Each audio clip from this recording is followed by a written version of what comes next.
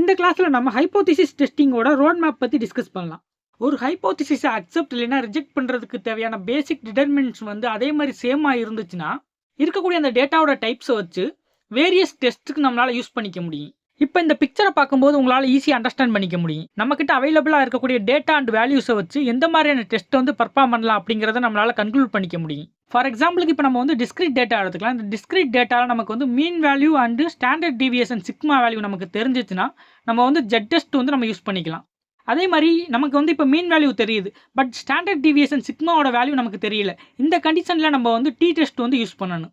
அதே மாதிரி standard deviation சிக்மாவோட value வந்து அன்னோனாக இருக்கிற கண்டிஷனில் சாம்பிள் சைஸ் வந்து 30க்கு கம்மியாக இருக்கும் பட்சத்தில் நம்ம வந்து டி டெஸ்ட் யூஸ் பண்ணுறது ரொம்பவே நல்லது. சப்போஸ் நமக்கு வேரியன்ஸோட வேல்யூ வந்து தெரிஞ்சிருந்துச்சுன்னா நம்ம வந்து சை ஸ்கொயர் டெஸ்ட் வந்து யூஸ் பண்ணிக்கலாம். ஒரு செட் ஆஃப் கண்டினியூஸ் டேட்டாக்கு mean value and standard deviation value நமக்கு தெரிஞ்சிருந்துச்சுன்னா ஜெட் டெஸ்ட் வந்து யூஸ் பண்ணுறதுக்கு நம்ம ரெக்கமெண்ட் பண்ணிக்கலாம். இப்போ கண்டினியூஸ் டேட்டாவில் ரெண்டு டேட்டாவோட மீன் கம்பேரிசன் வேல்யூ தெரிஞ்சு அதோட ஸ்டாண்டர்ட் டீவியேஷன் வேல்யூ நமக்கு தெரியாமல் இருந்துச்சுன்னா நம்ம வந்து டி டெஸ்ட் வந்து யூஸ் பண்ணிக்கலாம். அதுவே கண்டினியூஸ் டேட்டாவில் ரொம்ப வேல்யூஸோட மீன் கம்பேரிசன் வேல்யூ நமக்கு தெரிஞ்சு அதோட ஸ்டாண்டர்ட் டீவியேஷன் தெரியாமல் இருந்துச்சுன்னா எஃப் டெஸ்ட் வந்து நம்ம யூஸ் பண்ணணும். அண்ட் கண்டினியூஸ் டேட்டாவில் வேரியன்ஸ் வந்து நமக்கு தெரிஞ்சிச்சுன்னா டேரெக்டாக எஃப் டெஸ்ட் வந்து நம்ம யூஸ் பண்ணிக்கலாம்.